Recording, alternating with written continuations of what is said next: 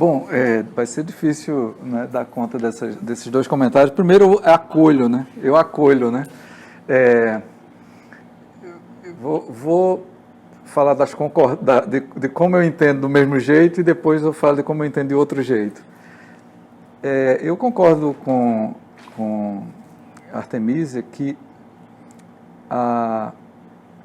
nós temos muito mais consciência de como a vida espiritual institucionalizada na religião, e vamos falar do cristianismo para a gente não querer aqui dar conta de coisas que a gente não conhece bem, né?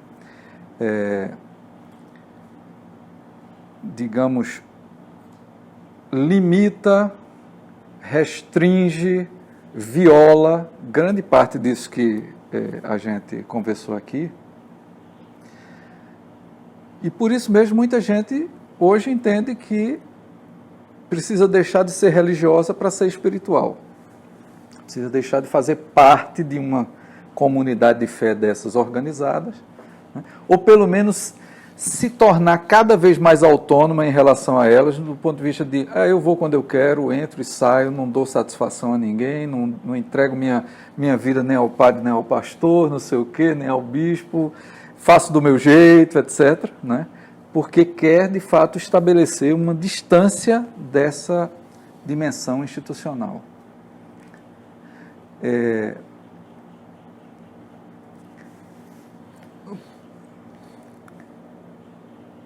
Esse tipo de compreensão de que, se você não fizer parte do meu grupo, né, você não pode fazer parte do comum, né, o comum só é vivenciado dentro do meu grupo, também é uma experiência que nas religiões organizadas é muito forte e gera não somente para dentro a impaciência com qualquer divergência, quanto para fora essa atitude de superioridade, de rejeição da diferença religiosa ou moral, etc., como uma coisa que eu não posso me misturar com isso.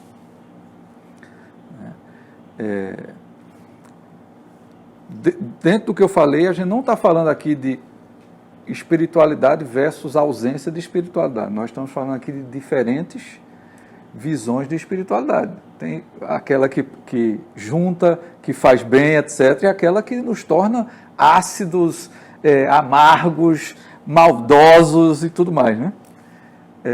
Então, eu concordo de fato. Eu não concordo que isso seja uma essência do fenômeno religioso, porque se fosse, nós não encontraríamos o que nós também encontramos no cristianismo, novamente, só para a gente ficar nisso, porque a gente poderia mencionar vários outros exemplos, de pessoas profundamente imbuídas desta fé cristã e, ao mesmo tempo, profundamente abertas para compartilhar com os outros, para aceitar as diferentes formas de ser humano que as culturas humanas, por exemplo, expressam. Não existe uma única forma de ser humano. Né? Isso que a gente vivencia nesse lugar aqui, nordeste do Brasil, né? Já tem diferença se a gente for 4.000 quilômetros ao sul, 3.000 quilômetros ao sul, ou ao norte, enfim. Né? Mas imagina se a gente se vir no meio da China, se a gente se vir na Tailândia, se a gente se vir numa tribo aborígene australiana, se a gente se vir em Moçambique, né, em Angola, fala a mesma língua, não fala a mesma língua em todos os sentidos. Então, e não foram só pessoas, a gente não está falando dos virtuosos aqui, né? As pessoas extraordinárias, a gente está falando de gente comum, né? Que nós conhecemos as histórias porque foram passadas, né, de geração em geração, mas nem os nomes de muitas dessas pessoas sobreviveu a essas histórias. A gente não sabe quem exatamente, mas que acolheram, dividiram, compartilharam, sentiram as mesmas dores, etc., lutaram juntos, porque eram cristãs. Não era simplesmente porque, né, movidas por isso. Então, se a coisa é desse jeito, a gente sempre está se perguntando o que leva um cristão, um grupo de cristãos, uma cristã, um grupo de cristãs, a se comportar de um jeito ou de outro, né? A entender, por exemplo, que tudo que a vida representa está dentro daquela comunidade de fé e, portanto, tudo que está do lado de fora é ameaça ou não tem valor, né? Ou então, pelo contrário, achar que esta comunidade de fé é um lugar onde você se alimenta para poder melhor viver junto com os outros que não estão dentro dela, né? Você descobre certas coisas sobre a vida, sobre Deus, sobre os outros, para compartilhar, dividir experiências com essas outras pessoas fora. Então, isso se expressou na ética, na teologia, na liturgia, na forma de organização de comunidades de fé menos institucionalizadas. Então, por outro lado, se a gente for pensar nas instituições modernas que nós vivenciamos, né? Os lugares de trabalho, as escolas, os clubes, os sindicatos, as associações, enfim. Quem de nós hoje poderia dar exemplos de que a nossa inserção nessas instituições, né, já não se encontrou, continua se encontrando com esse tipo de sensação de que você está ali dentro, tem alguém querendo puxar o seu tapete, então você está ali dentro, você acha que está protegido e não pode deixar ninguém entrar, porque se dividir demais estraga, né? Então, assim, a crise da ideia de vida institucional é algo que me parece ser mais ampla do que a coisa religiosa mesmo, né? A questão da instituição enquanto crise talvez seja mais ligada à instituição também, não? Pois é. De forma geral. Sim, sim. Então, isso talvez esteja anunciando para a gente a necessidade de nós repensarmos a maneira como nós nos organizamos, como nós vivemos em grupos, em comunidades, em organizações, em associações, etc. E as igrejas são uma dessas, né? E parece que tem muita gente achando assim, porque está saindo, ou porque está criando muita tensão dentro. Tem gente que não quer sair da igreja, mas quer disputar dentro da igreja essa ideia de que a igreja é só o lugar dos exclusivos, né? Quer dizer, a igreja é um lugar onde você se distingue de tudo mais e se torna melhor e superior e, né, intocado. Então, toda essa coisa que a gente chama de ecumenismo, que a gente chama de diálogo interreligioso, cultura de paz e tal, hoje tem gente dentro das igrejas tentando, né, trazer os seus irmãos e irmãs de fé para esse tipo de forma de construção do comum. Então, assim, eu acho que a gente talvez precise pensar, né, em como, o quanto, mais do que uma essência do religioso, essa forma de nós vivermos institucionalmente hoje nos arrasta, nos empurra ou nos puxa para um tipo de comportamento que gera exclusão, que gera discriminação, né? E a gente pode ter valores os mais diferentes para justificar essas coisas. Então, primeiramente, concordando que, de fato, há muitos, inumeráveis exemplos disso que a Artemisia falou. Por outro lado, eu acho que há muitos exemplos também que apontam nesta outra direção e que colocam para a gente, então, a questão de como é que leva a uma coisa ou leva a outra, né? Se esse poço da religião ou da espiritualidade religiosa fosse envenenado, ele seria envenenado e ponto. Não é? Mas parece que tem gente que põe veneno aí e tem gente que não põe veneno aí. E por isso é possível você ter formas bem diferentes aí de se expressar essa espiritualidade e essa busca do comum. Porque eu acho que, de fato, esse tema que ele nos traz para conversar hoje é um tema importantíssimo, porque muita gente pensa a espiritualidade como o que nos separa dos outros, né? o que nos torna mais puros, mais santos, menos desejosos, né? O que nos abstrai da vida, né? Do meio ali onde tem o comum, naquele sentido de não ter nada de extraordinário, nada de... né? Mas pensar a espiritualidade junto com a vida em comum é como é que nós podemos ser mais plenamente espirituais por estarmos fazendo as coisas junto com os outros, por estarmos construindo pontes e não estourando as que existem, né?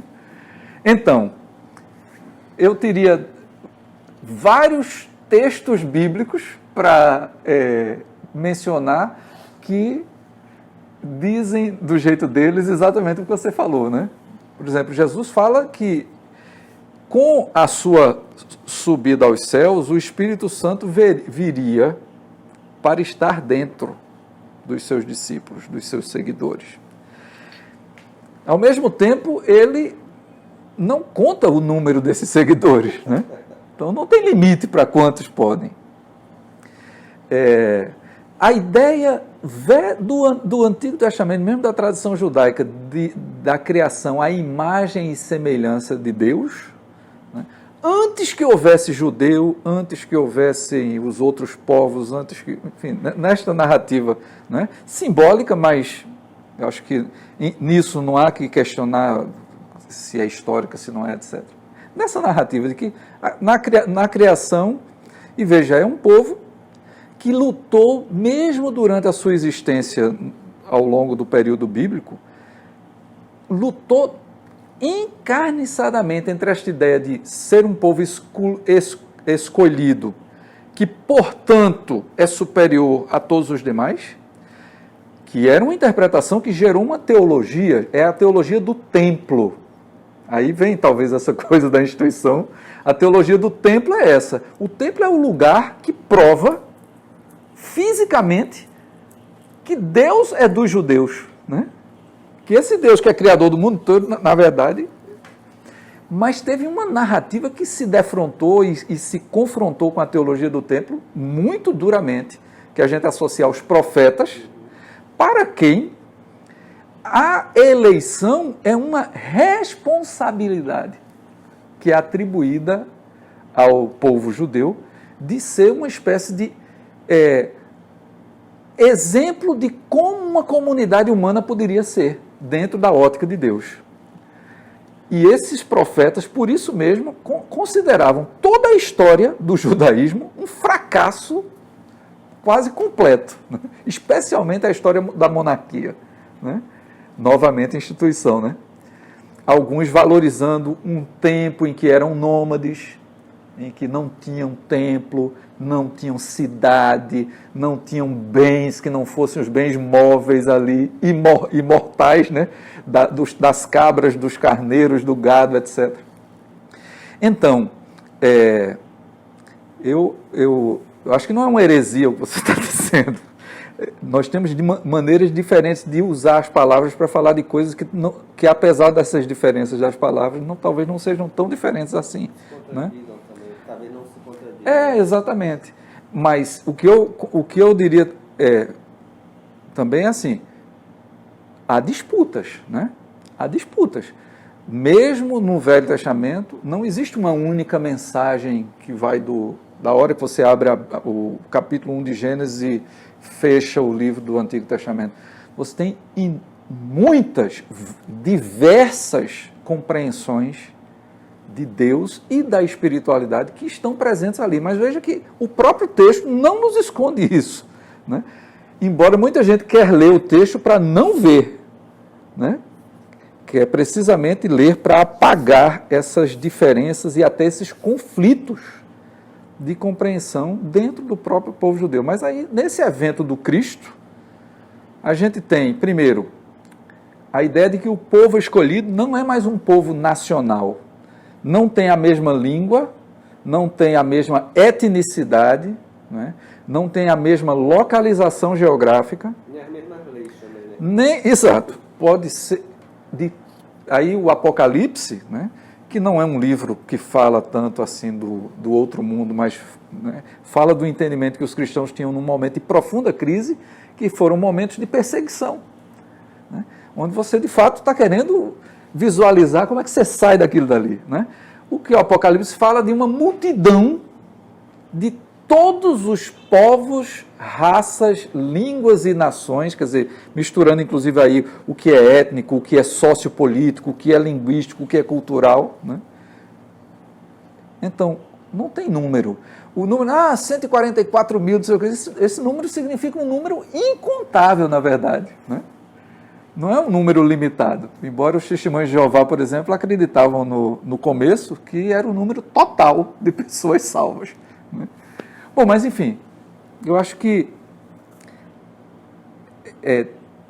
nos termos de hoje, disputar esta narrativa é muito importante, né, para quem está dentro, né, daquela comunidade de fé, daquele campo de vivência da espiritualidade, né, para que algo que já é conhecido há milênios, que é essa pluralidade interna, essas diferentes formas de compreender a relação entre Deus e a humanidade, né, possa novamente ser reaberta. Porque é a admissão disso que nos ajuda a não ter medo dos outros.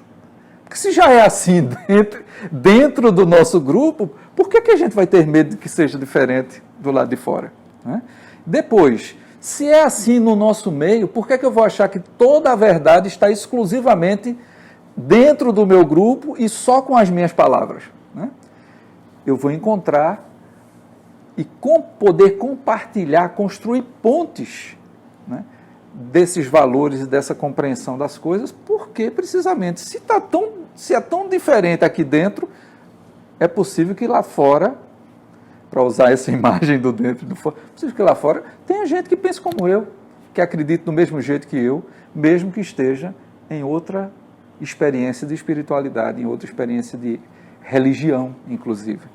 Isso é a base sobre a qual a ideia de um diálogo interreligioso se coloca, né? O diálogo interreligioso não precisa ser um diálogo de doutrinas necessariamente, né? Mas é um diálogo que vai buscar encontrar na crença do outro, na fé do outro, aqueles pontos de contato que podem nos ajudar a construir o comum, né? Novamente, né? Construir o comum num mundo como o nosso, né, que aposta na individualização, né, de forma quase ilimitada.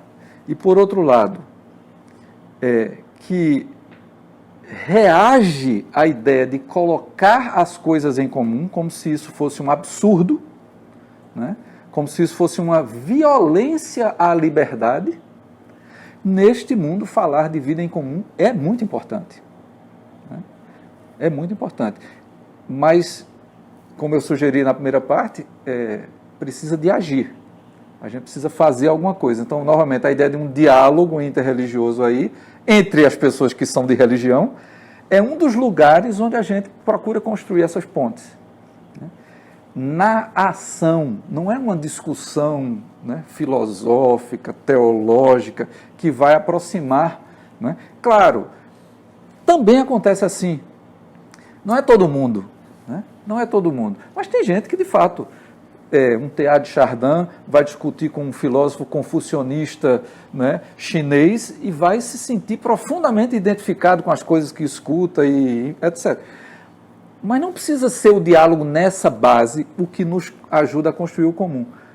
Pode ser, poxa, pelas minhas motivações de fé, eu considero as outras pessoas assim e quero fazer assim junto com elas. O outro, poxa, do meu lado também eu sinto desse jeito. Então, por que não podemos, a partir de tradições de fé tão diferentes, juntar essas motivações comuns, né?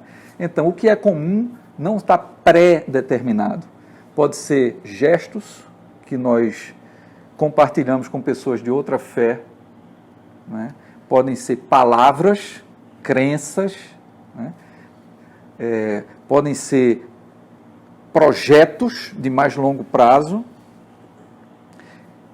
mas produzir o comum é muito importante porque as forças com as quais essa compreensão se debate hoje são exatamente aquelas que apostam, né, na destruição do que é comum, né, em nome de uma liberdade que só consegue se afirmar passando por cima de tudo que está na frente dela. E aí ela se torna uma liberdade para fazer violência, né? Uma liberdade para excluir. A vida em comum é um antídoto a isso, né? Porque não é que todo mundo vai ter exatamente a mesma quantidade de coisas.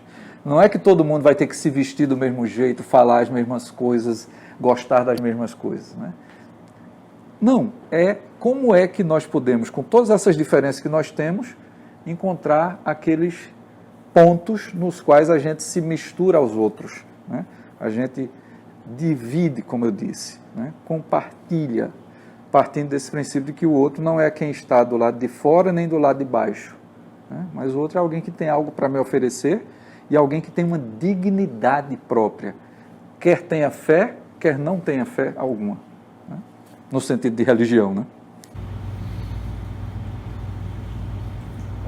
A prioridade é sua. Por gentileza, pessoal, cumprimentando, agradecendo pela sua fala, o acolhimento também de todos que estão aqui. No começo da sua fala sobre espiritualidade e história, uma curiosidade minha se você encara como sendo possível utilizar a espiritualidade como uma...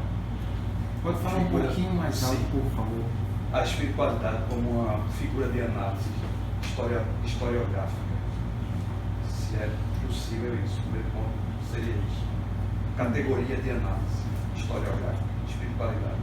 Segundo ponto, se nas suas vivências, nas suas práticas, como um todo, acadêmica, na sua comunidade de fé, com seus amigos, etc., se muda a expressão desse olhar de uma espiritualidade, vamos dizer assim, mais cruel, né? Se ela vem de uma mulher e se vem de um homem. Essa questão de gênero se muda alguma coisa. E por fim, se há limite para a vida em comum. Exemplo, o antídoto das suas últimas falas agora, para isso é justamente a vida em comum.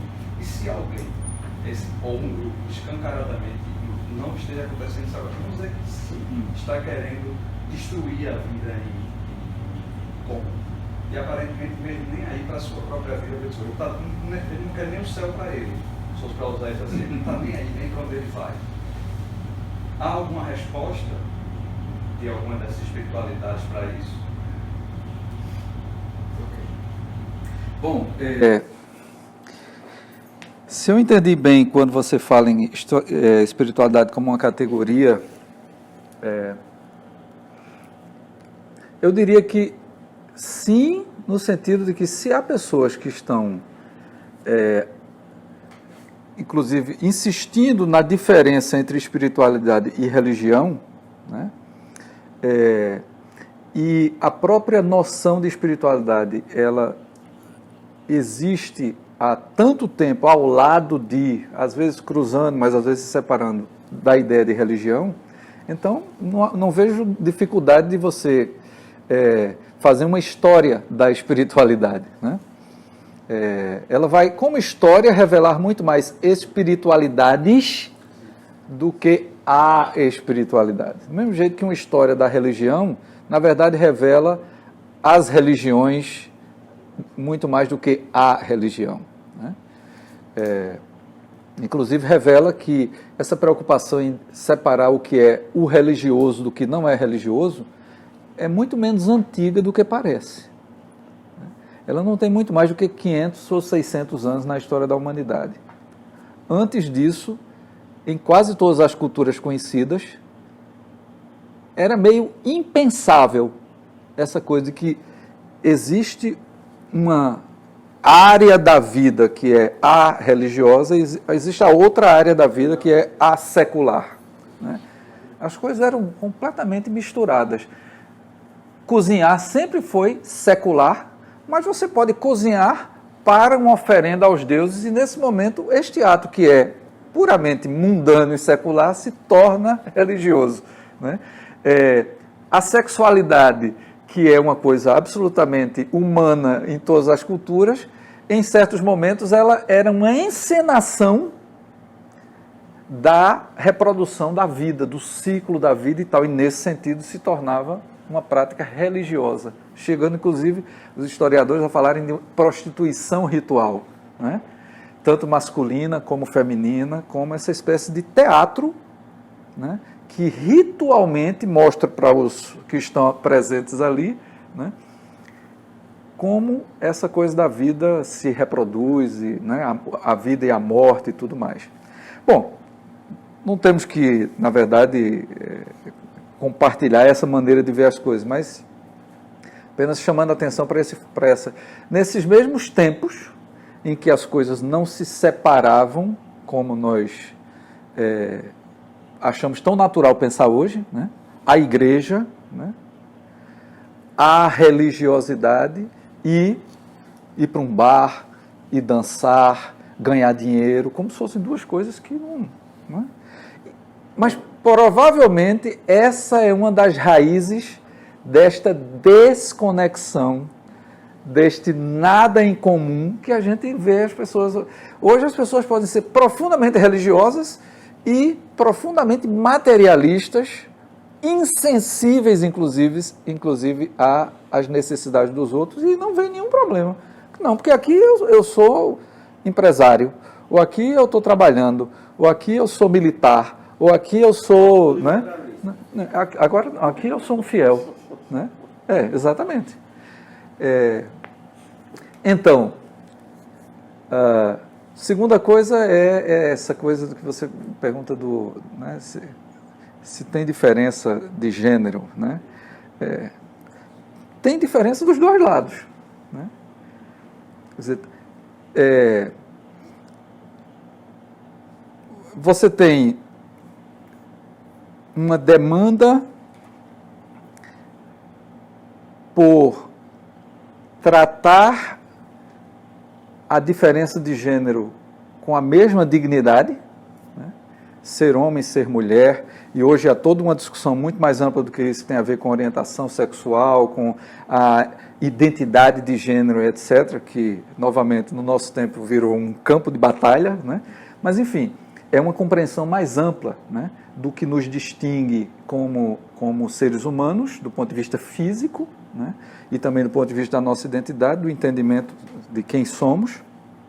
É mais amplo do que simplesmente a biologia do masculino e do feminino, né? Mas, dentro de uma ótica de espiritualidade que vê o outro como digno, né, não haveria nenhuma razão pela qual a gente pensaria numa diferença natural entre os gêneros, né, que inferioriza e que privilegia. Por outro lado, existe uma fortíssima tradição, né, e não só no cristianismo, que associa a divindade superior ao masculino e como que emana disso uma ideia de que existe uma desigualdade natural entre homens e mulheres, mesmo que façam parte da mesma fé, sendo que compete ou corresponde aos homens o lado superior dessa desigualdade, né? E que não seria correto tentar inverter ou neutralizar esta desigualdade. Isto atentaria contra a ordem divina das coisas, né? Isso também está muito presente. E aí, novamente, o que nos leva a, digamos, fazer prevalecer uma coisa ou outra é uma ação, né? É mais do que simplesmente um sentimento. É a gente não se conformando desde essa ótica de entender que o comum nos chama a tratar o outro com dignidade devida, a gente vai se insurgir e resistir ou enfrentar essa desigualdade onde ela aparecer, dentro da igreja, ou dentro da religião, ou fora. Né? Talvez o lado mais obscuro do que você me perguntou é pensar como o comportamento das mulheres pode ser cruel. Né? E aí, enfim, eu acho que não tem por que a gente imaginar que o fato de alguém estar numa situação de subordinação torna esta pessoa beata ou santa, incapaz de fazer qualquer coisa que nós não possamos questionar. Né? Por exemplo, nos estudos sobre a questão das desigualdades de gênero e as desigualdades de classe, né, do século XVIII, XIX, grandes lideranças do movimento operário, anarquistas, socialistas, comunistas, eram homens profundamente intolerantes em relação às mulheres. Criavam dificuldades para a presença de mulheres dentro do movimento, não reconheciam a autoridade das mulheres liderando o movimento, né? E nas suas relações pessoais, familiares, ou nas suas relações sexuais, inclusive, eram profundamente machistas. Né? Isso não foi visto durante muito tempo, embora, e aí era um ponto, talvez eu voltasse ao que Tavares tinha dito, sobre a questão da responsabilidade, sempre tem o responsável, mesmo nos tempos em que quase todo mundo não é responsável. Quer dizer, sempre, essa capacidade de perceber como as coisas poderiam acontecer de uma maneira responsável, existe em toda a época, né? O que torna os irresponsáveis indesculpáveis. Né? Não é porque eles eram inocentes, não tinham a capacidade de perceber, porque sempre teve lá no meio daquela turma toda, aquele grupo pode ter sido super minoritário e maltratado, mas aquele grupo dizia, não é desse jeito, não pode ser desse jeito. Né? Então, voltando, à medida que a gente foi tendo, e as mulheres próprias tiveram muito a ver com isso, à medida que elas se organizaram, lutaram, disputaram essa desigualdade, aos poucos se começou a perceber como, mesmo naqueles movimentos de libertação, de construção de uma igualdade de classe, por exemplo, havia profundas desigualdades de gênero. Né? Então, essas são coisas assim, essas ambivalências todas aí, a história está cheia delas. Né? Para que ninguém ache que vive na época da história, que é o píncaro da glória, que tudo que veio antes... Né? Bom, terceiro ponto, eu não me lembro mais o que foi que você... Se há limite para essa questão. Sim. Né? O que a gente faz quando o outro quer matar a gente, né? Quer bater, quer sacanear e tal? Tem uma maneira não violenta e tem uma maneira violenta de responder a essa espiritualidade do Baal. Né? Uma figura como Gandhi, uma figura como Martin Luther King, né? Apostaram numa forma de responder à violência extrema, aceitando até um certo ponto sofrer esta violência. Né? Porque eles partiam de um princípio que é muito... assim, não é todo mundo que entende ou que aceita, que quanto mais você se sujeita à violência do outro, mais você expõe a baixeza, né? a falta de humanidade, a maldade extrema daqueles atos de violência. E você vai produzindo nos outros uma reação àquilo dali, porque intuitivamente todos nós nos compadecemos quando nós vemos um ser indefeso sofrendo violência. A gente vê uma pessoa chutando um animal na rua, a gente acha meio, né? Se a gente vê alguém apanhando ao ponto, e hoje o YouTube e tal está cheio dessas imagens assim, né? Um cara vinha numa moto, bateu no carro, o cara desceu do carro, derrubou a moto, derrubou o cara no chão e começou a chutar o cara na cabeça onde dava, não sei o quê. É difícil você ver isso eu pelo menos não consigo, sem reagir visceralmente, irracionalmente, a esse tipo de manifestação da violência. Então, os não violentos, eles entendem o que Jesus quis dizer quando disse, olha, não resista ao mal sendo a pessoa má, né? Se ele lhe der uma bofetada no rosto, vire o outro rosto para levar outra. Isso é visto por muita gente como uma passividade, como uma coisa meio masoquista, né? De você abdicar, inclusive, da sua dignidade para deixar que o outro faça com você o que quiser. Mas não é isso que os não violentos veem nessa manifestação. Né? Então, há várias outras maneiras de ser não violentos, mas a única maneira que historicamente funciona é quando os não violentos se constituem num grupo de pessoas. Né? E essas pessoas crescem, né, para se tornar um grupo maior. Né? Então, a pregação da não violência é muito importante junto com a demonstração da não violência. Né? E isso é o que gerou, por exemplo, no caso norte-americano dos direitos civis, né, a despeito de tanta violência e morte, uma transformação que as mudanças legais não tinham sido capazes de fazer. Porque a escravidão tinha sido abolida nos Estados Unidos com a guerra. E, no entanto, décadas e décadas depois, o tratamento continuava o mesmo. Né? Talvez a gente no Brasil precise de um Martin Luther King, né? Porque aqui já passaram-se mais de 100 anos e a coisa não mudou tanto quanto. Bom, mas enfim, a outra forma é a forma violenta. Né? É você, de fato, devolver na mesma moeda a agressão, né? É você criar os grupos que vão combater, né, os violentos, né? Os black blocs da vida, né, as galeras, as gangues que se mobilizam para enfrentar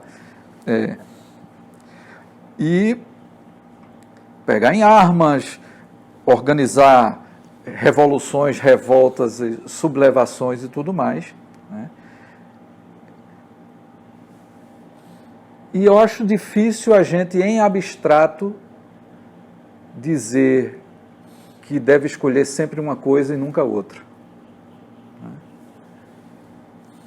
Porque há certas situações que a gente observa ao longo da história que você não consegue imaginar como poderia ter sido diferente, né, sem aquele, digamos, aquela mobilização de afetos super agressivos que levou a uma explosão na revolta de escravos, por exemplo, porque não suporta mais. Aí a gente fica, não, você é violento, matou outro. Gente, quantos não estavam morrendo todos os dias? Né? Então, o que é a violência, na verdade, aí? Né? O que é a violência? É um sistema que torna as pessoas coisas que podem ser chutadas, mortas, espancadas a qualquer momento, que podem ser obrigadas a trabalhar até caírem de exaustas, né? Que são, se dirige a elas como se fossem meros animais, etc. Né? Ou a violência que leva essas pessoas a se revoltarem contra essa situação. Eu não tenho como ficar fazendo juízos de valor aqui, de dizer, não, eles tinham que ter esperado para reagir de forma não violenta, porque a luta não violenta de Gandhi na Índia funcionou na Índia porque havia elementos culturais, inclusive, que facilitavam que aquela mensagem passasse adiante. Ele jogou com o cristianismo dos ingleses, mas ele jogou também com ideias de humanidade dos hindus, dos muçulmanos, daquela cultura, dos budistas, de uma cultura milenar que ele conhecia muito bem. Né? Então, nós precisamos sempre avaliar de forma muito realística, muito cuidadosa em cada situação, como é que a gente reage.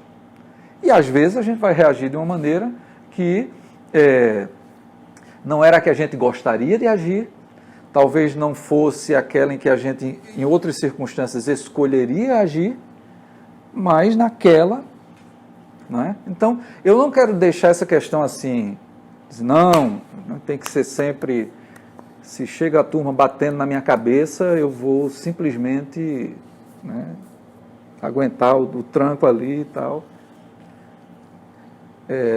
E eu não posso dizer, neste exato momento que nós vivemos, qual é a melhor. Eu não sei. Não posso dizer, né? Eu gostaria de acreditar que ainda é possível resistir a esta maré, né? Por uma via não violenta. Ela seria a que mais me seduziria, né? Mas eu não sei onde a gente vai chegar, né? Eu não sei que destino nos aguarda, que instituições, que cultura, que vida cotidiana é essa que nós temos no Brasil de hoje, que vai conseguir nos sustentar no meio de tanta agressão. Eu não sei, né? E digo isso com toda sinceridade. Então, eu não tenho como fazer juízo de valor em relação a isso, né? Qual é o limite? Eu acho que é o limite em que nós chegamos quando nós não suportamos mais. Quando nós fazemos um cálculo do tipo, eu vou me tornar uma coisa completamente abjeta, aceitando as coisas como estão, ou então vão tirar a minha vida.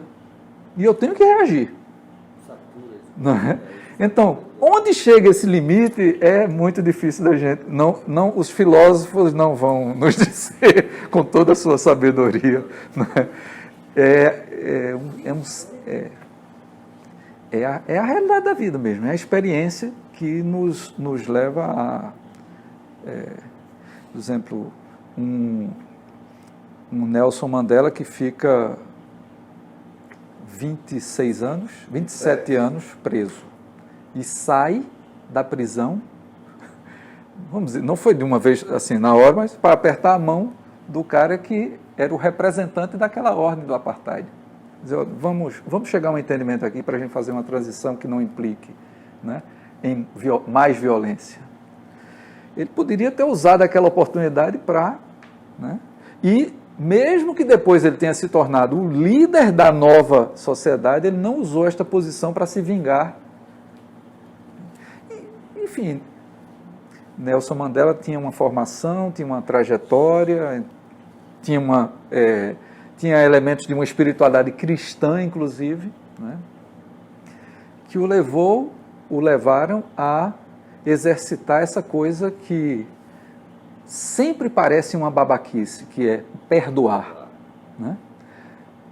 Perdoar não é... Você não perdoa porque você está numa situação de superioridade. Nem sempre você está numa situação de superioridade para perdoar.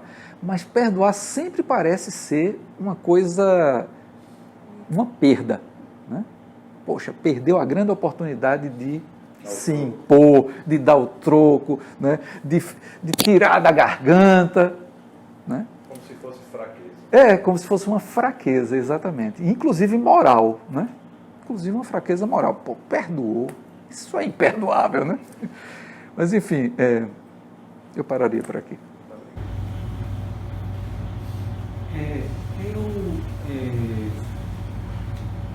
Eu gostei muito da parte em que você falou, João, da espiritualidade como abertura, né?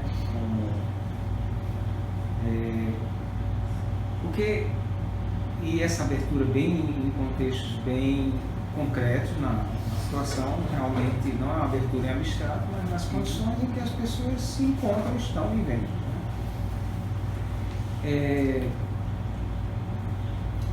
Tendo muito a concordar com ela, eu confesso aqui preciso refletir mais sobre o que você falou sobre espiritualidades, né?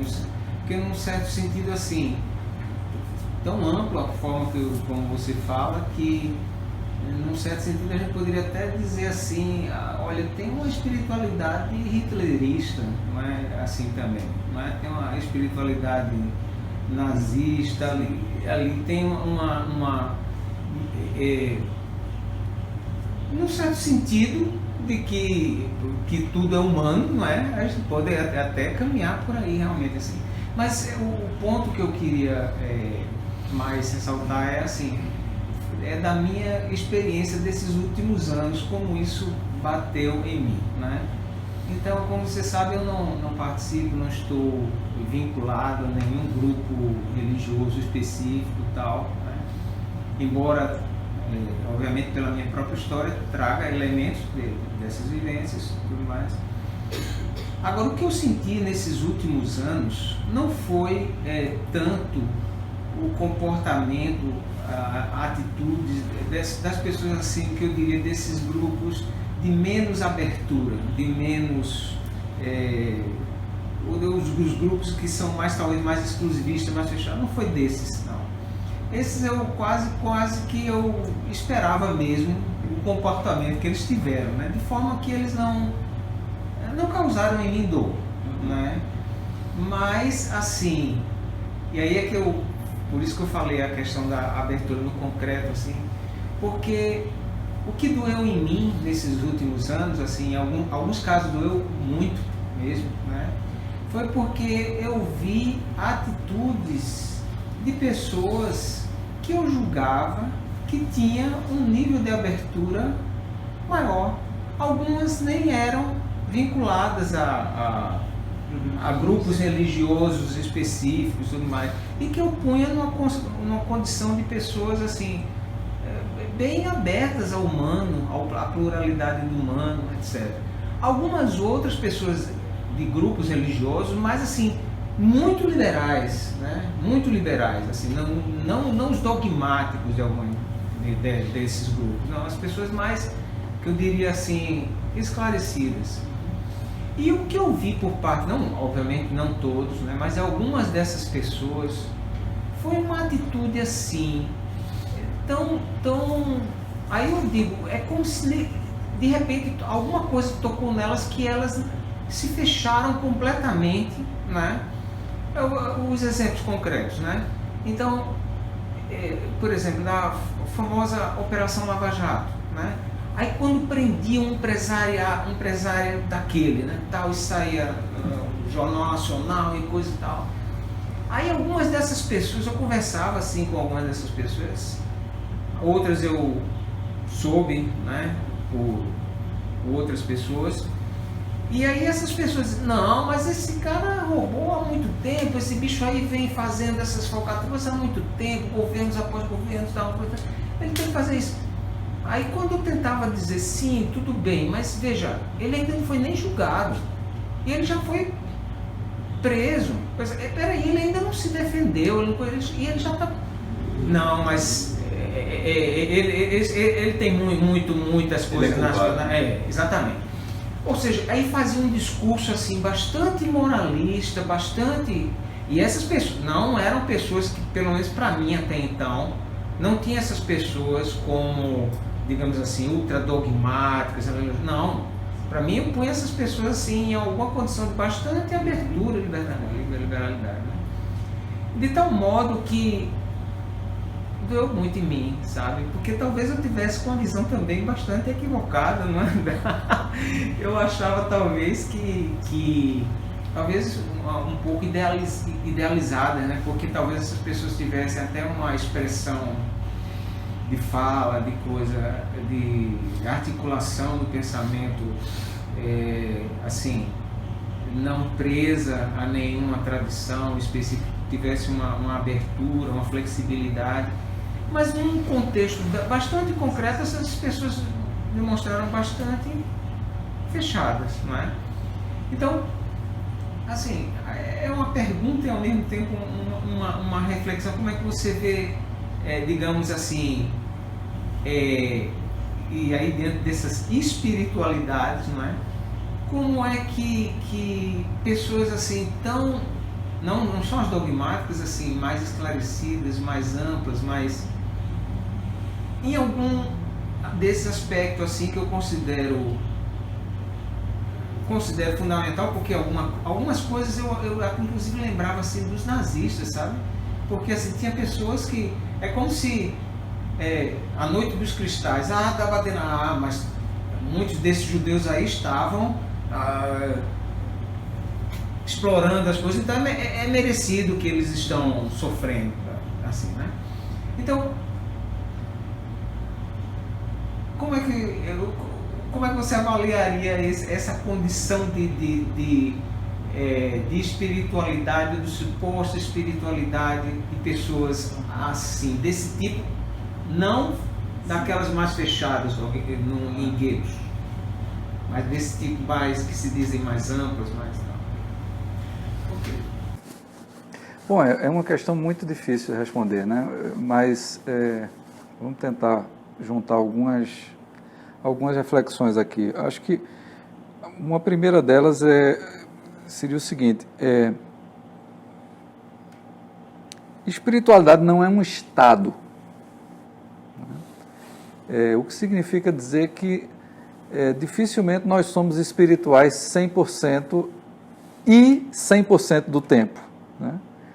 Então, se a ideia de espiritualidade é mesmo aquilo que eu disse no início, que é esse estar de bem com o fato de que nós somos finitos, incompletos, abertos, vulneráveis, né? Então, é preciso dizer que nem todo o tempo nós somos espirituais, né?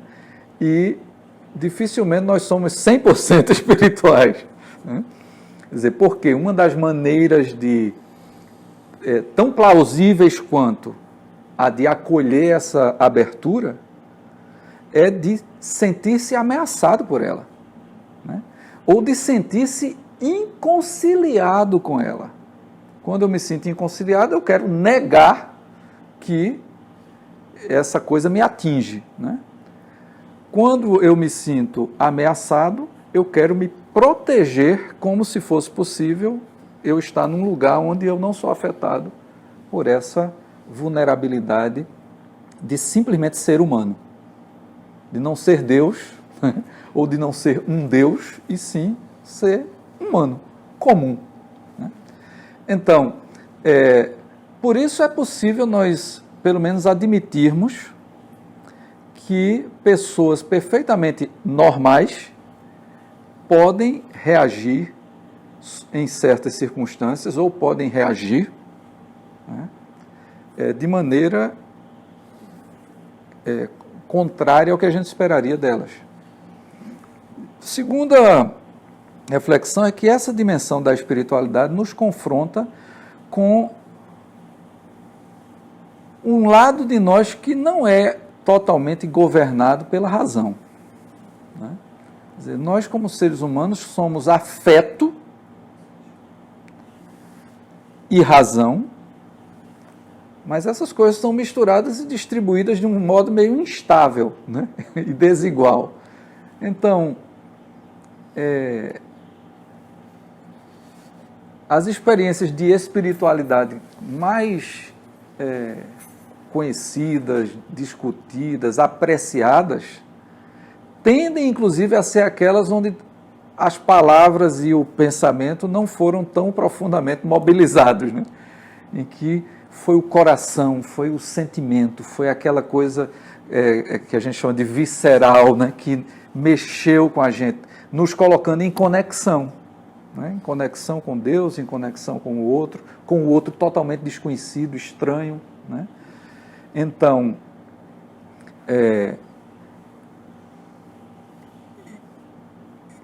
isso corta dos dois lados, vamos dizer assim, né?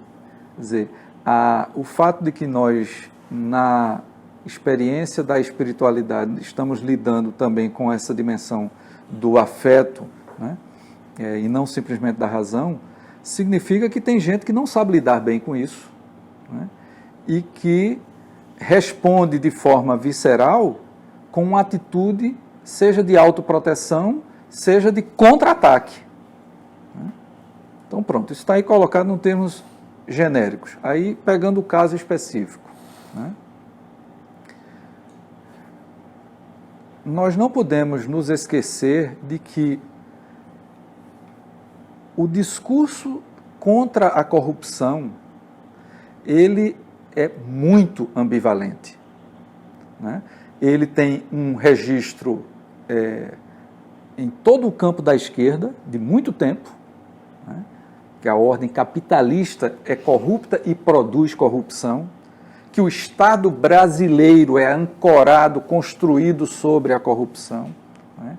A corrupção é um sistema, né? E nesse sentido, ela tem seus mecanismos de reprodução, inclusive, né? De envolver, engajar, etc., seduzir. Quem conhece, digamos, a cultura de esquerda, conhece esse tipo de atitude diante da corrupção. Existe um discurso moralista sobre a corrupção, né, que pode ter, digamos, um lado benigno, né, que é uma espécie de inconformismo, de não aceitação, de tomar conhecimento de que alguém está se locupletando, que alguém está trapaceando, que alguém está aproveitando uma situação em que tem algum tipo de poder para beneficiar alguns em detrimento de outros, né? Então, tem gente que se sente, digamos, ultrajado, né?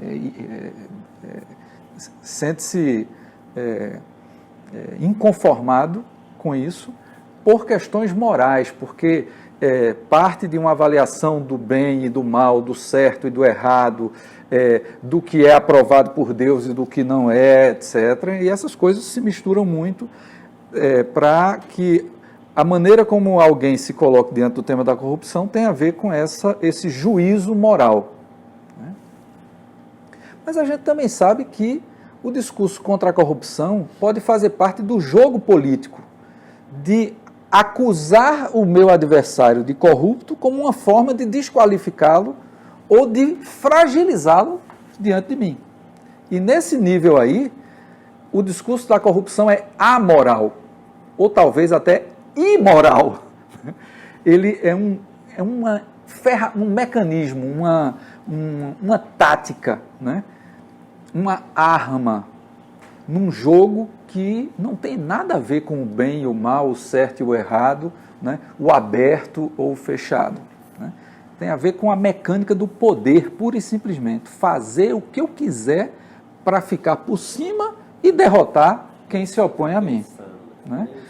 Por este registro, eu acho que o discurso sobre a corrupção no Brasil, dos anos 80 em diante, ele saiu da acusação à ditadura militar como corrupta, né?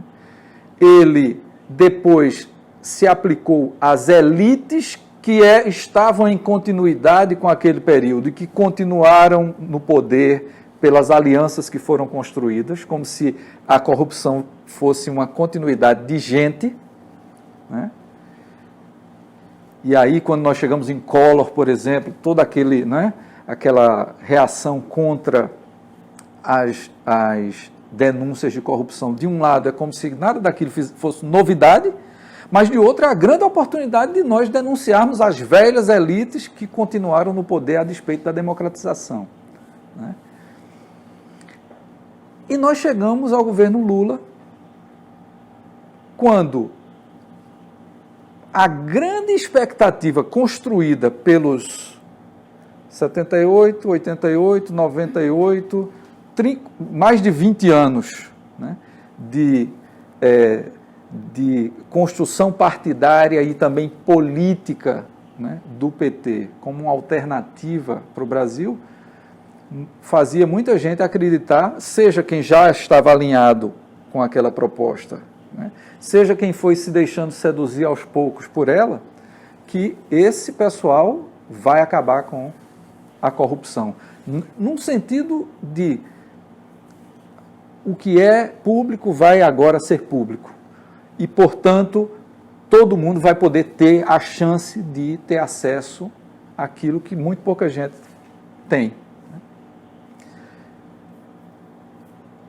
Um certo veio dentro dessa composição política liderada pelo PT, dentro do próprio PT, né,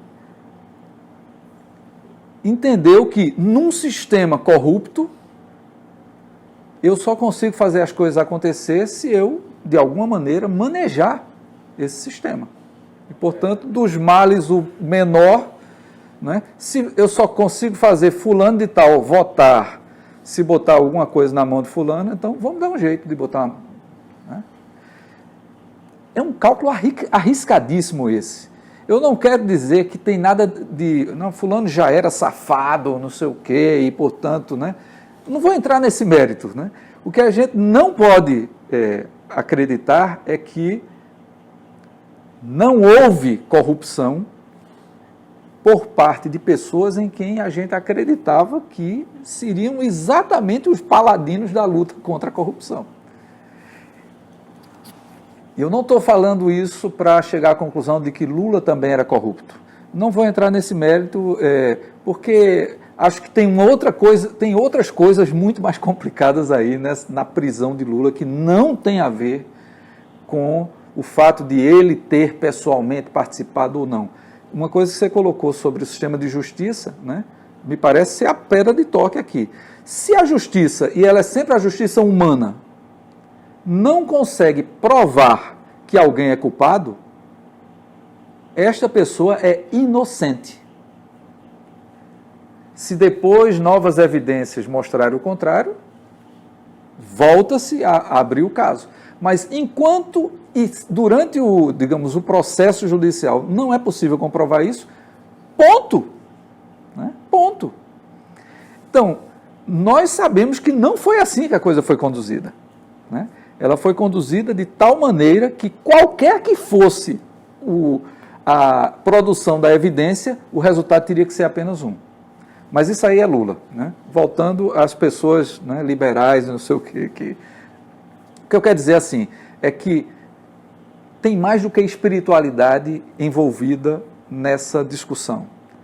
Porque houve crescentemente, nesse processo aí dos anos de 2006, vamos dizer, quando estourou ali, né, a primeira grande leva desse debate, até 2016, houve uma mistura crescente dessas três tradições aí, ou três formas de pensar o tema da corrupção que eu mencionei, na direção de cada vez mais o debate ou a discussão sobre corrupção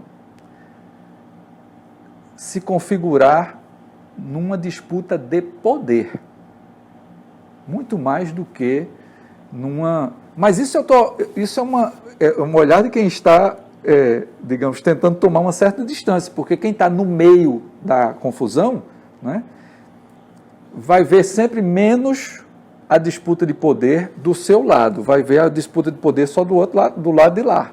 Né?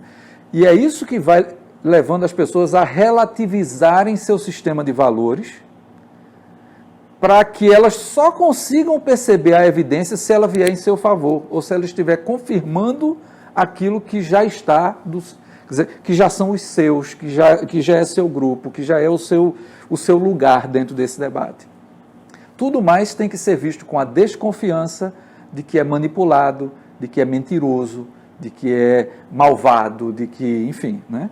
Então, somemos a isto a utilização, especialmente nos últimos 4, 5 anos, cada vez mais intensa de uma tecnologia que permite que você deliberadamente difunda de forma massiva informações inverídicas, distorcidas, direcionadas para construir uma certa representação do adversário. E não é porque alguém é mais escolarizado ou mais liberal em termos de valores que torna essa pessoa inalcançável para essa estratégia. Né? Então, assim, é muito difícil, quando você não sabe como as coisas estão sendo feitas, que você consiga se defender contra elas. Supondo agora, como eu estou querendo dizer, que elas são maldades, que elas são manipulações. Né? Então, hoje nós temos muito mais clareza de como, por exemplo, a opinião pública brasileira eleitoral foi manipulada no ano passado. Como tantas pessoas que apareciam falando a favor de Bolsonaro eram robôs criados, né, para dar número e a impressão de um grande apoio popular a alguém que não tinha esse apoio. Né? E isso foi capaz de ir produzindo outros números em termos da pesquisa eleitoral, somada à estratégia de desqualificar e depois proibir a candidatura de Lula. Veja que nada disso foi natural, né? Mas muita gente não percebia essas coisas acontecendo. E aí é onde a gente precisa, talvez, ter uma ponta como é que eu diria? Não é de generosidade, mas enfim, talvez de paciência, de entender assim, nem mesmo nós tínhamos clareza de como este processo de como as coisas estavam acontecendo. Nós tínhamos a clareza que a nossa posição prévia nos permitia ter. Né? E que, dada a forma como a verdade veio à tona, me parece, prova que nós estávamos certos. Né?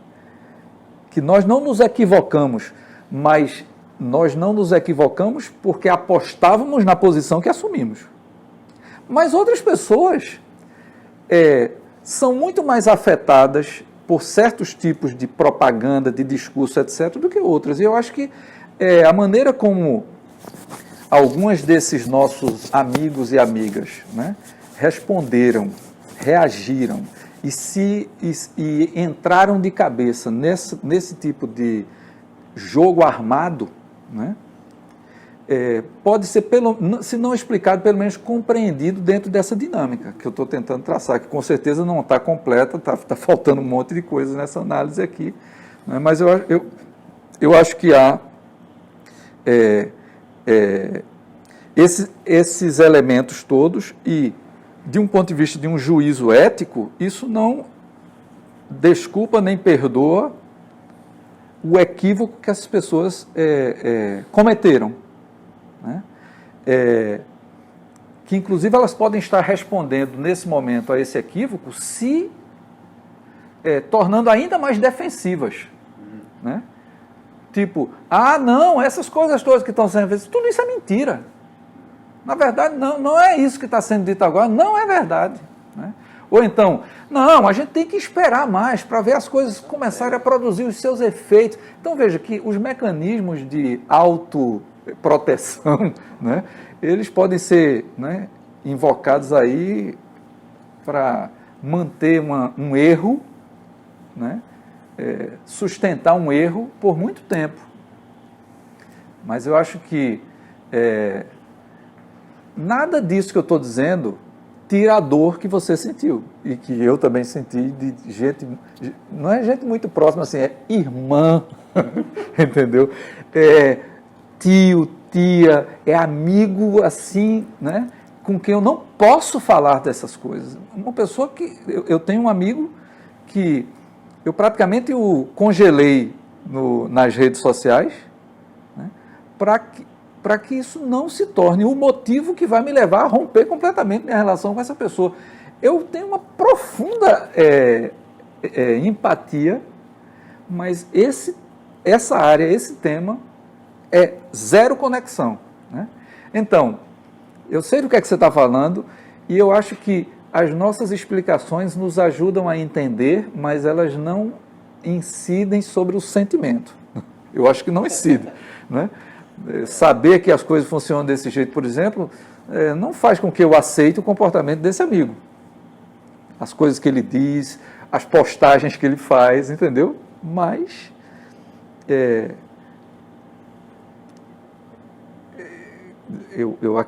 eu acho, eu estou convencido, e claro, eu só posso dizer que eu estou convencido junto com outras pessoas, né, de que eu estou vendo coisas que ele não está vendo. Ou então, nesse segundo registro que eu mencionei, eu estou percebendo que, a despeito de ver que já errou, ele está tentando construir toda uma nova narrativa na qual o seu erro não seja tão erro assim, né? Ou ainda não seja erro, né? Enfim. Em 64, a gente teve essa divisão nas famílias brasileiras, mas a gente teve situações que pessoas que eram perseguidas, né? Os parentes que tinham fazenda no interior de Minas Gerais, no interior de São Paulo, pessoas de família classe média e tal, acolhiam. Quer dizer, cara de extrema direita acolhiam um comunista lá, porque era parente dele, que era primo, não sei o quê. Aquele Márcio Moreira Alves, por exemplo, quando fez o famoso discurso 68, ele foi acolhido por um parente lá numa fazenda de Minas Gerais. Entendeu? Então, eu não estou vendo isso agora. Essa extensão, esse prolongamento, essa demora, né, das pessoas querendo continuar intensamente na minha posição. É porque a ruptura que houve em 64 não aconteceu ainda, né? Quer dizer, a destruição de uma ordem sociopolítica, né, para construir uma outra coisa que não se regula pelas mesmas regras, isso está numa situação de uma mistura muito difícil das pessoas visualizarem. Quer dizer, a gente continua chamando o Brasil de democracia, para começar, né?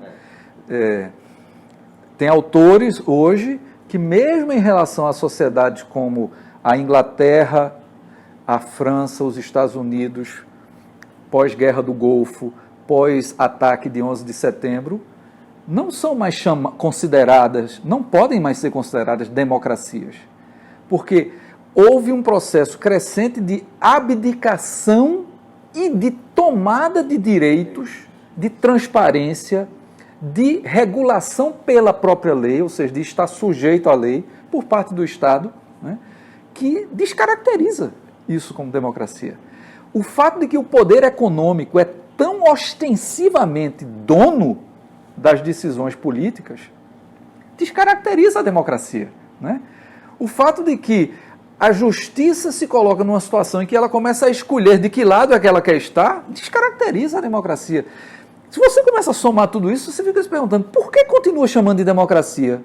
Né? Você vai votar e o seu voto, você tem a certeza que vai ser usado contra você no momento em que aquela pessoa assumir o poder. Né? Então, como é isso? Né? O uso de saberes especializados, né, para negar as demandas que vêm dos comuns. Né? Não, mas isso aqui você está pedindo é impossível. A realidade não é essa. Eu sei porque eu tenho tais e tais números aqui, eu sou economista tal, sociólogo tal, não sei o quê. Não, está aqui, os números mostram que não pode ser isso que você está querendo. Né? Então, isso é pós-democracia, ou isso já não é mais nem democracia. Né? Mas nós ainda estamos num contexto em que todo mundo está chamando isso que a gente vive de democracia, e isso confunde muito as coisas. Né? Então,